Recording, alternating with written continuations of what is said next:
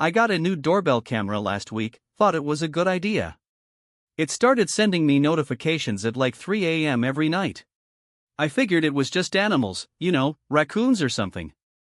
Then I checked the footage and my jaw dropped. It was a person. This person was walking up to my door, looking around like they lived here. I zoomed in and legit thought it was a reflection of myself at first. But it wasn't a reflection, it was a guy who looked identical to me.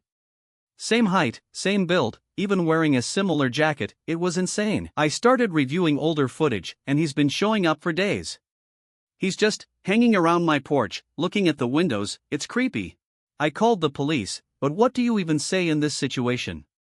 They said they'd send someone to patrol the area, but that's it.